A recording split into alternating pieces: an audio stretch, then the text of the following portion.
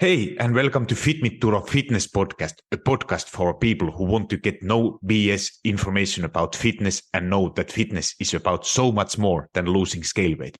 It's about feeling confident in your skin and empowered in your life. I'm your host, Turo Virta, personal trainer, strength and nutrition coach, and most of all, a husband of my beautiful wife, Miriam. Each week, my guests and me will give you some no BS fitness tips and motivate you to take action in your own personal fitness journey as we talk about nutrition, exercise, mindset, personal development, and executing in life with enjoyable but still effective strategies. If your goal is to look better, feel and be strong and experience transformation from inside out, you, my friend, are in the right place. Thank you for jumping in, and now let's jump into today's episode.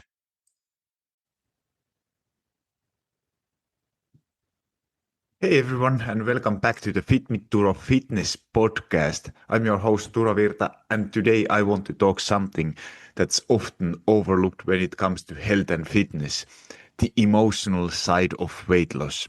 And now I have done many episodes about nutrition, training, recovery, and consistency. But the truth is, none of those things matter much if we don't talk about what happens inside. So how you feel when you step on the scale and it doesn't move, when you have had a week off, or when you just don't feel like you are doing enough.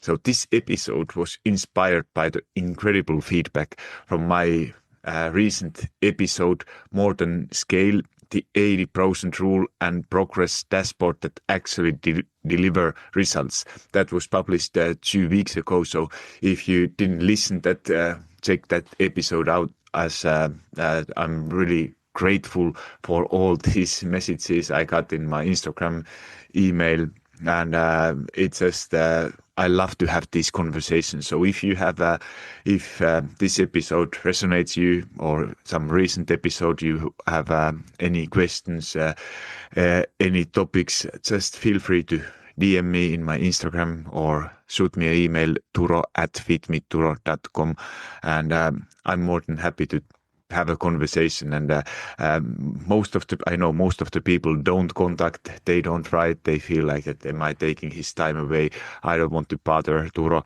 But honest truth is that I love to have these conversations, because it's what I love, what I breathe in, and what I love doing, having conversations, helping if I can. And so don't hesitate to contact, because it's what I love to do, and trust me, you will get reply from me every single time. So was after this episode, so many of you messaged me and saying it finally clicked, that progress isn't only what the number says. So today I want to go even deeper, because the biggest obstacle for most people isn't lack of knowledge, it's emotions. And because the real problem isn't that knowledge, it's that emotion. And because if you think it this way, that if knowledge would be the problem, we would be all in amazing shape. And that is honest truth, because now you have all these tools. You have ChatGPT, you have Google, you have social media is full of advices. Knowledge is available. It's there. It's within your fingertips. That is not an issue in 2025, 2026, whenever you are listening this episode. But because honest truth is that most people I work with, they already know what they should be doing. They know that they should be eating more protein, they should be moving more, sleeping better, managing stress. But the question is that why don't we do it consistently? And why we know that consistency is important, and because even we have all this knowledge, but why we are not following truth? And the answer is almost always emotional. It's the guilt after a weekend. It's the frustration when you do everything right and the scale still goes up, and it's the voice in your head saying, I should have been further by now. I should be able to see more progress now. Why am I seeing so little progress even I'm trying so hard? And that's where the most people give up. Not because they don't have a plan, but because they think they have failed. And I want to change that today. And if you listen this episode, I hope you get actionable steps how to actually do it, where you can start right away. So, which I like to tell some stories. So let me tell you a quick story about one of my clients, Samia. So we have been working now. It's already a couple of years. Oh my God, time is flying. But she has been lately. Like it's always like we change focus every month, every week, even day by day. But she has been focusing on her steps lately and aiming around 7,000 steps per day. So it makes around 49,000 steps per week. And but of course these numbers are not like that, you have to hit them. If you hit 48,800, you have failed. Or if this is not about all or nothing, but aiming for that range of steps. And what I love, what she is actually doing, that she's celebrating her consistency, not perfection. Honestly, she didn't hit that goal perfectly. She had for the first week, she was 3 days out of 7. She hit that 7,000 steps. And then next week it was 4. And she's getting closer to that, her goal. And what makes the difference is that when she's not feeling her best, she adjusts this.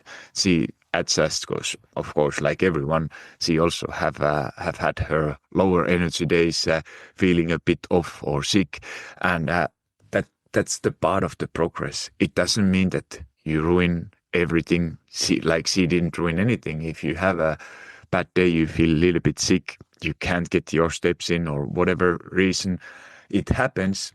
But she takes small wins and walking during the breaks, going, aiming for go for 2 flight of floors, taking the stairs, and those are kind of the daily things and decisions what you do every single day without noticing it. And you might think that what does it make difference if I take the stairs, if I take an elevator, easy way out, everybody's doing, I might be out of breath at stairs, and you are probably feeling a little bit ashamed that you are not able to do it. Maybe there is some younger ones doing the same things. They are running, and you have to have a break in between. But these are the things what actually makes a lot more out than doing some workouts. If you build that habit, you start to think that there is not even an option. It's, for me personally, if I try always, there's very few occasions that I use elevator. I take stairs always. And when I'm traveling, I go at the airport and look how big line is going on somewhere where you don't need to walk. If you take a stairs, there is nobody. And this is just for me, when I look at these things, I'm thinking that, these are just these all small decisions what you make every single day. Does it matter if you take it once? No. But if you do that habit, if you have built that habit and take it every single time, it makes so much more out than you can't even believe it. And that is then when you do it day by day, and at some point, you do it all already. Like in the beginning, for sure you will forget, you will not remember to do it every single time, but more often you practice it. It's like a muscle. More often you practice it, better it becomes. And when you don't forget doing those things. You start doing it, even you fail, even you forget, but you still get back into that habit, learning like a muscle that, it's nobody have ever got the best shape of her life by doing one workout.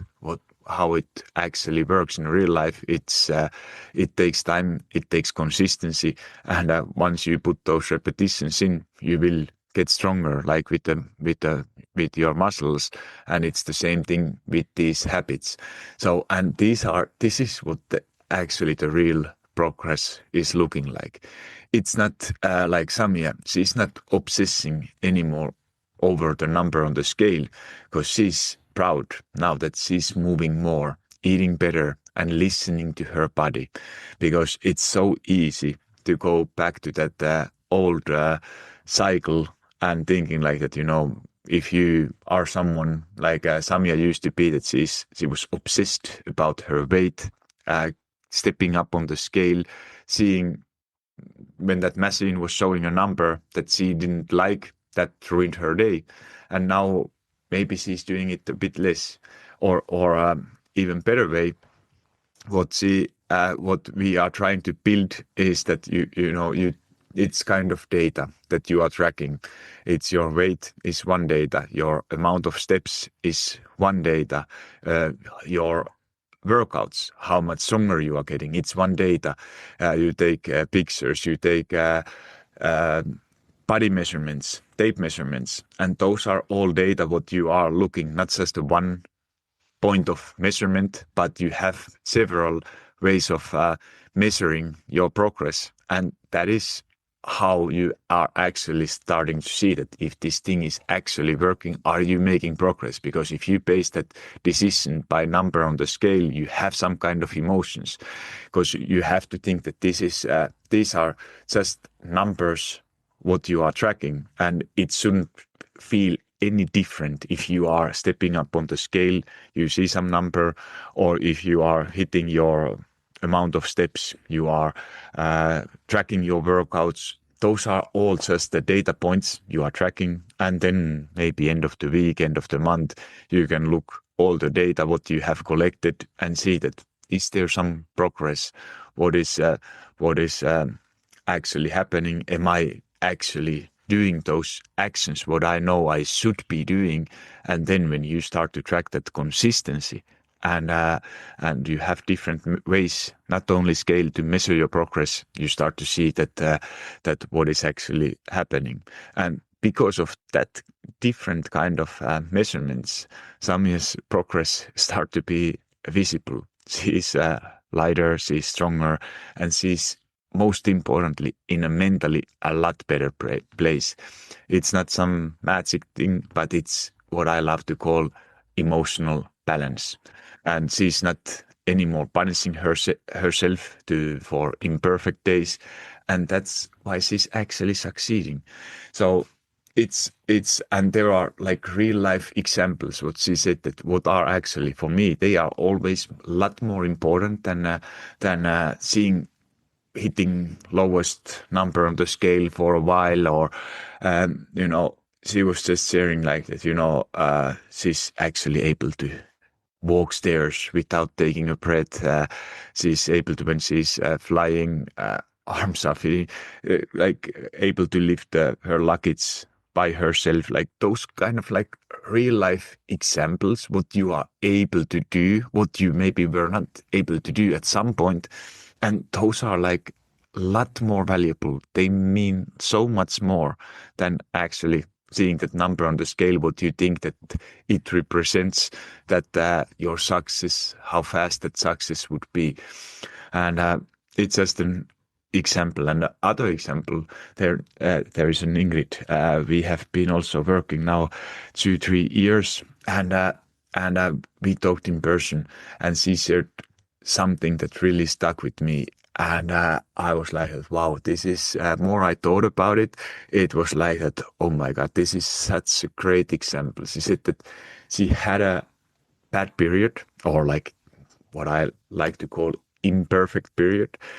And she said that usually when these phases happened, that now at this time she didn't gain as much as usual.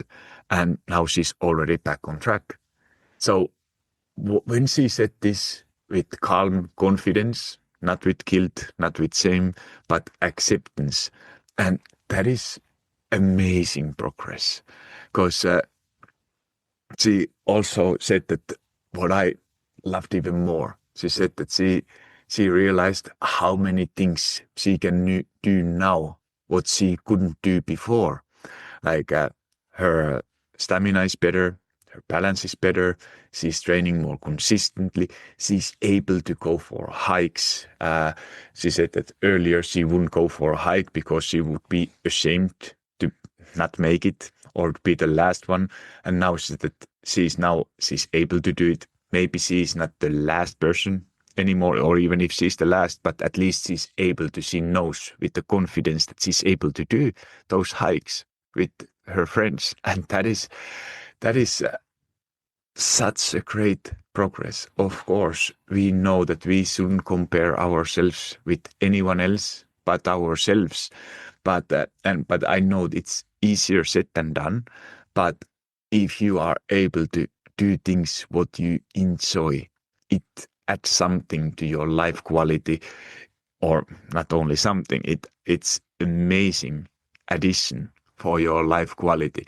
And even you are not like Ingrid is not in her ideal weight, but she's living a healthier, more confident life. And that's exactly what this journey is all about, because you just don't lose weight, but you are gaining energy, strength, self-respect, and trust in yourself again. So widen all this emotional awareness, how it changes everything. So the problem isn't having these emotions. The problem is that how we react to them. So when the scale doesn't move, when we miss a workout, when we have an emotional eating day, we think there's something wrong with us. But emotions aren't bad. They are just signals. They are telling you something. So instead of ignoring all these emotions or judging yourself, learn to listen. So here is a simple framework I love to teach. So it's first is that you are noticing what you are feeling. If it's frustration, if it's guilt, if it's disappointment, whatever. But notice that feeling. Then name it and say it loud. I know most of the people don't do it. They are just having these thoughts in their mind, but they are not talking it loud. If you are saying it loud, for example, I feel frustrated because my weight went up. And this is some practice what I personally practiced recently for my self development course what I'm taking. And it's when it changes, like when you write these things down, you can write your story, whatever happens. It don't have to be some novel or best author prize winning story, but just put your thoughts down, like complete sentences, 4 or 5 sentences, and then you take breath every time when you are reading it loud.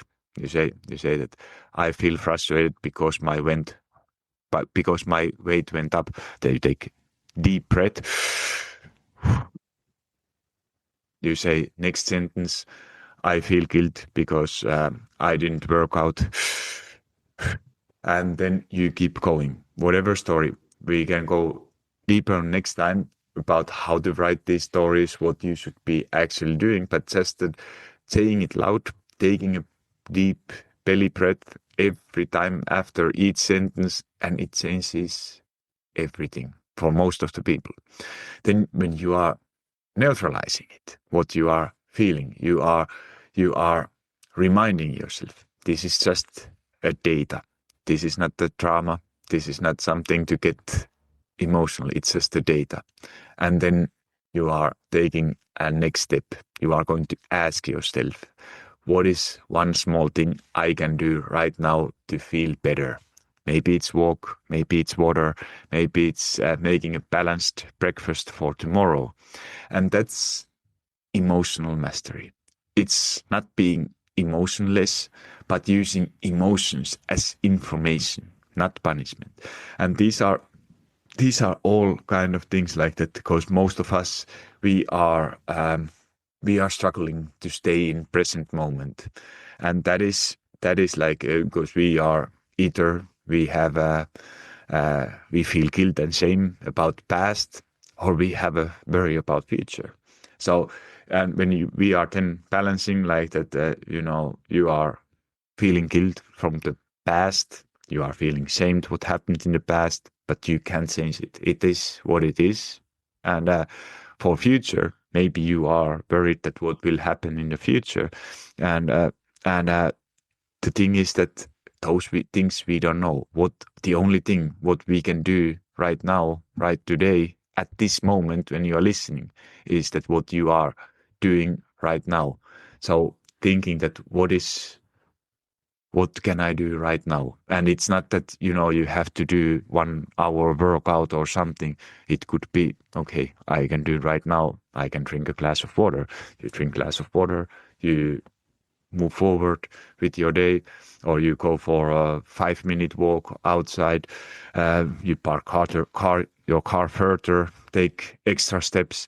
Those are all things what you can do right now to feel better. And it's not that it's that past, like I said, you can't change. Future is usually some of actions what you are doing today that you will have that future in next month, next year, next 10 years. So future is some of your actions you are doing today. So don't think too far about future. What if, because I know that most of us, we are going all these scenarios through in your mind, that what is happening in future, how the future is looking like. We can't know. What we can do is affect what we are doing actually today. So then there is something what I tell to all my clients, every single one of them, and myself too. I need this reminder myself also, that you don't need to be perfect. You need to be consistent. And I know you have heard this million times, but if you can hit 80% of your habits, like I talked in the episode before, consistently, you will make progress. You will make, that's 5 to 6 good days out of 7. That's eating enough protein on most days. That's moving daily, even if some days it's just steps. That's sleeping well more often than not, because your body doesn't need perfection, unless you are some fitness competitor who have a big photo shooting or a competition on next week. You don't need perfection. What you need is repetition and consistency. And the results don't come from one perfect week. They come from good enough weeks in a row. And that to having a good enough week doesn't mean that you are perfect every single day. It means that 5, 6 good days out of 7. And if some weeks it's going to be 1, 2 good days, maybe even 0, but faster you are getting back into it, chances are a lot higher that you are seeing more progress. Think it in a long term, longer period of time, because most of us, we focus on these daily things, weekly things, what is happening, and then we are using is it as an excuse to why to give up. Something happened, scale went up, and when you think it in a short term, you will never have a chance. You don't give yourself chance to succeed in a long term. So then I also want to touch on a little bit on something that's really common, and that the belief that you are doing everything right and still not seeing results. And I get it. That's frustrating.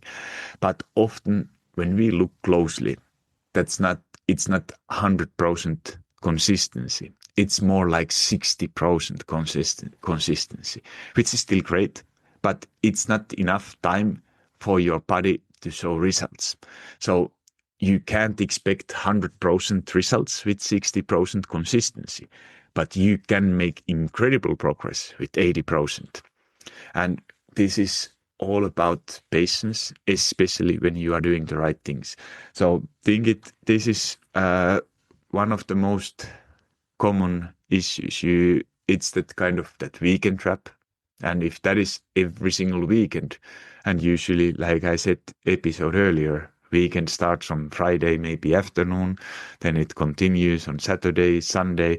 So you will have, maybe you are perfectly on spot on. It feels hard. You are trying so hard. You are on spot on from Friday to Thursday, except that one Wednesday dinner. And out of that, you have 4 good days or perfect days. 3 are so la la. But that is 60% consistency.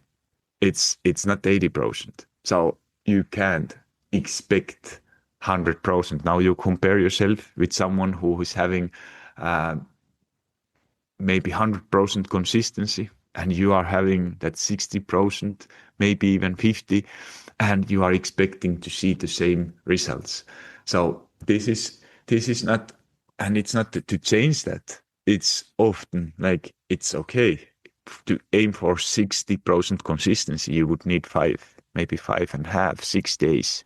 So you still have time to enjoy life, but it doesn't mean that from Friday to Sunday every single weekend it's both days, you are completely off track. Like many of my clients used to say that it was a bad weekend or something. But if it's, instead of having a bad weekend, you have a bad day or imperfect day, like how I like to call it.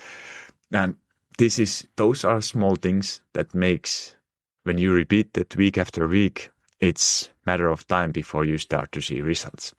And then before we close this episode, there is one very, very important mindset shift. So stop comparing yourself to your past self. The younger version who may be trained differently, had a faster metabolism, or didn't have kids or work stress, you are not that person anymore. So, and that's a good thing. So you have more wisdom now, you have more awareness, and you are doing it sustainable way this time. Maybe in your 20s, everything worked. You were letting it go for 11 months, then you said that, okay, now it's time I start my diet or detox or whatever. That's 1 month of the year, and the rest you got back to your ideal weight or whatever, and it worked. And then 11 months, you think that it's always good intention, like most of the people who I work with, it's good intention that, I start to build new life, I will keep these habits. But if the thing what you are doing, if you can't imagine doing it 5 years, 10 years from now, it's not going to last forever. And maybe that those things worked in your 20s when you were younger, but now the same things most likely don't work anymore. So don't compare. Think that you have to do the same things what worked in the past. You are not that person anymore. And it's only a good thing. You have more wisdom, more awareness, and you are doing it sustainable way this time. So here is what I want you to take from this episode. Weight loss isn't just about food and exercise. It's about how you handle your emotions when things don't go as planned. It's about noticing those small wins, like Samia steps or Ingrid's ability to bounce back faster after imperfect period of time. And it's all about trusting that showing up imperfectly still counts. So this week, I want you to celebrate one small emotional win. Maybe you didn't binge when you felt stressed. Maybe you chose to walk instead of giving up. Maybe you simply forgave yourself for an off day. So those are kind of wins that no scale can measure. And this is what you need to do today. Celebrate yourself, even it's for most of the people, it's very hard to celebrate because you think that this is something what I really should be doing. If I'm able to not binge where I most likely would binge in the past, but this time you were stressed, you chose to go a walk, call a friend, wait before you are eating, that is a win. And maybe when you were thinking that, you had a planned workout, but you didn't do it, but you still went for a walk, that's a huge win. And maybe, maybe when you decided that you take a day off, maybe you forgave it for yourself. So those are all things what actually matters. And if this episode resonates with you, please share it with someone who has been too hard on themselves lately. If you know someone, I bet you might know. And sometimes we all need just that reminder. We are not broken and we are still moving forward. And if you want more tools like this, personalized to your goals, you can always find my freebies, workout tools, free fat loss program, and of course, coaching options at personaltrainerturo.com. Thank you for listening. And remember, you don't need to be perfect. You just need to keep showing up. Talk to you soon and have an amazing day. Thank you so much for listening. Hold up, friend. Do you love Fit Me Turo Fitness podcast? If so, the best way to say thank you is to subscribe to the podcast and leave a review on iTunes. I know every podcaster wants you to leave a review, but it's because those reviews help the podcast to reach more people. I truly want to know what you think, and if this particular episode resonated with you, would you also please share it? Either send a link to someone who you think will find it valuable, or take a screenshot and post it into your social media and tell your friends and family why they should listen it.